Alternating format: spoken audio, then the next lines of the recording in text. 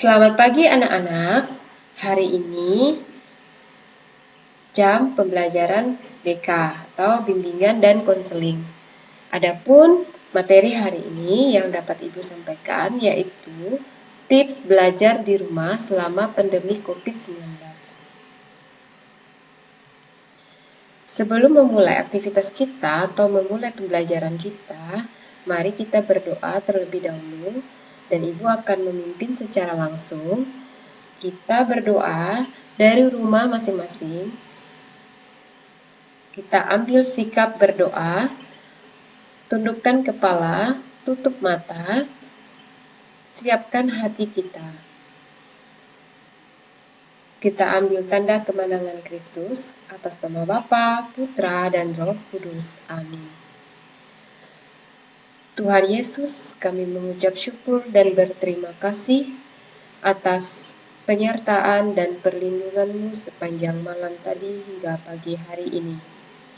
Allah Bapa yang Maha Kasih, terima kasih atas napas kehidupan yang masih boleh kami terima. Ya Bapa, sebentar lagi pada hari ini kami memulai aktivitas kami. Kiranya Engkau senantiasa menyertai dan melindungi kami sepanjang hari ini dari pagi hingga pada malam nanti. Ya Bapa, berkatilah seluruh proses belajar kami pada hari ini, terutama bagi anak-anak kami yang pada saat ini melakukan proses pembelajaran secara daring atau jarak jauh. Kiranya Engkau mencurahkan rahmat kesehatan, kegembiraan, sukacita untuk anak-anak kami semua. Semoga mereka juga dapat memahami, mengerti, dan dapat mendapatkan ilmu dari materi-materi yang Bapak Ibu Guru berikan pada hari ini. Kami juga berdoa ya Bapak, semoga masa pandemi ini cepat berlalu, sehingga kami boleh bertemu secara tatap muka di sekolah.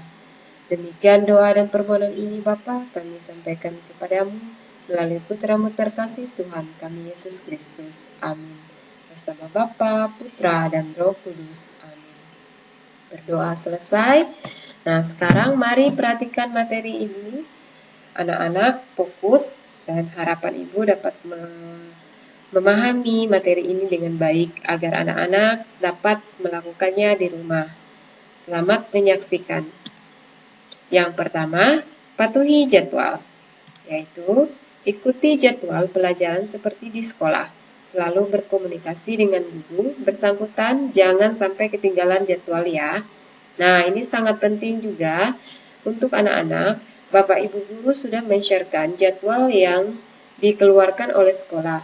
Anak-anak juga harus wajib ya memperhatikan jadwal supaya tidak ketinggalan atau salah jam. Yaitu biarkan nanti anak-anak terbiasa untuk bertanggung jawab ya.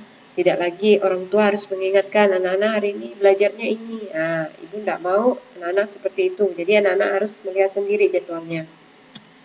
Yang kedua, cek tugas sekolah. Periksa selalu tugas-tugas agar tidak ada tugas yang terlewatkan. Ingat ya, kalian bukan sedang liburan. Kita sekarang sudah masuk sekolah seperti biasa. Meskipun kita belajarnya secara online atau secara jarak jauh, ini adalah sesuatu yang baru untuk kita.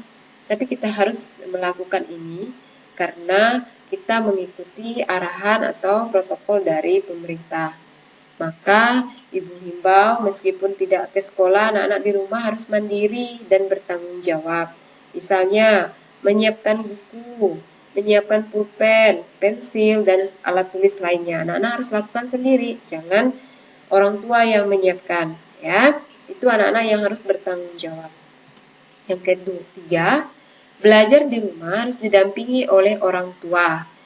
Nah, minta orang tua atau keluarga untuk mendampingi apabila ada kesulitan, kalian bisa bertanya kepada mereka. Maksudnya adalah anak-anak di rumah didampingi oleh abang, kakak, atau orang tua. Nah, jika anak-anak dalam kesulitan di sini misalnya kesulitan untuk membuka materi video pembelajaran yang diberikan oleh Bapak Ibu Guru, atau kesulitan dalam mengaplikasikan Google Classroom. Nah, anak-anak bertanya, minta dan didampingi orang tua atau abang atau kakaknya ya. Bukan berarti di sini anak-anak dalam kesulitan mengerjakan tugas atau soal latihan. Anak-anak lalu bertanya jawaban kepada orang tua.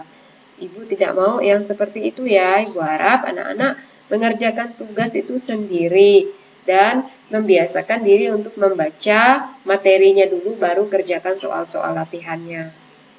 Next, yang keempat, kontak guru bila ada kesulitan.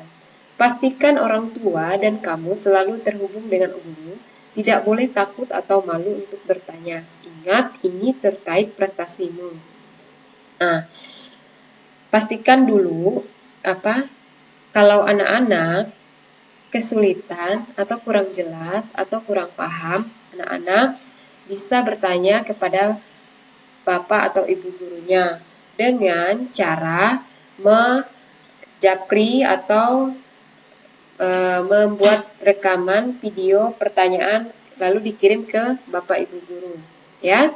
Nah, bapak ibu guru akan siap membantu kesulitan anak-anak ya dengan senang hati. Ibu harap anak-anak tidak malu untuk bertanya dan anak-anak juga menggunakan kata yang sopan saat bertanya kepada bapak ibu gurunya melalui chat WA ataupun menelpon ataupun melalui video tadi. Yang berikutnya, membuat ruang belajar yang nyaman.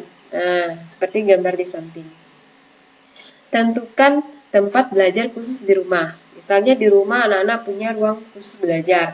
Nah, yang kedua, biasakan belajar di meja belajar agar kalian dapat selalu fokus dalam belajarnya.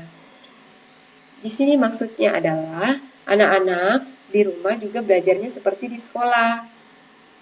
Belajarnya di meja, menggunakan kursi, ya. Tempat belajar, meja belajarnya harus rapi dan tempat belajarnya juga harus jauh dari keramaian, ya. Pastikan anak-anak itu punya ruang khusus untuk belajar supaya membantu anak-anak untuk fokus dan konsentrasi. Jangan belajarnya sambil baring atau belajar di atas tempat tidur atau anak-anak belajar sambil menonton. Nanti anak-anak akan tidak fokus dan akan ketinggalan beberapa materi atau pembelajarannya sehingga anak-anak jadi kurang paham atau tidak mengerti ya. Biasakan untuk belajar di tempat yang sepi dan menggunakan meja dan kursi.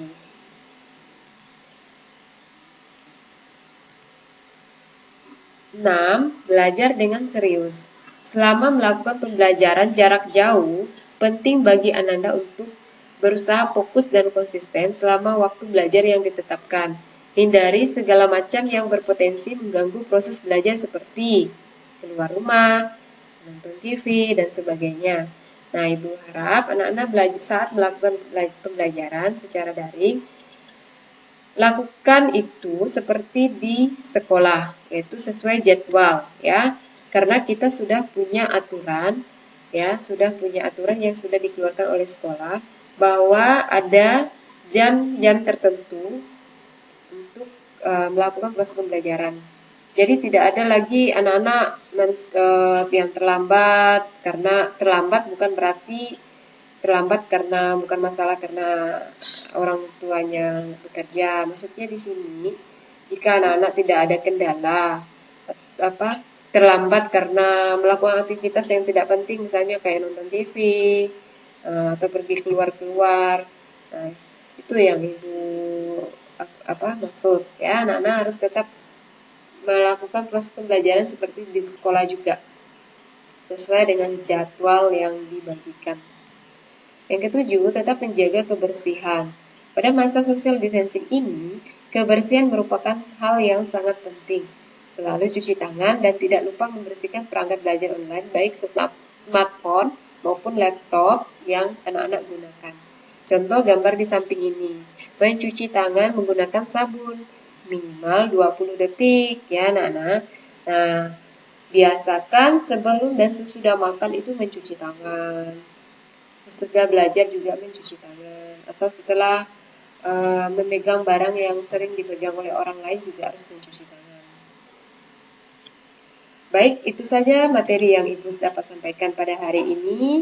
Ibu akhiri, Ibu ucapkan terima kasih, dan ingat, Ibu harap apa yang Ibu sampaikan hari ini anak-anak lakukan dan praktekkan di rumah ya. Jangan lupa melakukan hal-hal yang sederhana seperti tadi, memulai segala sesuatu itu dengan berdoa dulu. Dan membiasakan untuk mencuci tangan ya. Nah, terima kasih Ibu ucapkan dan selamat pagi.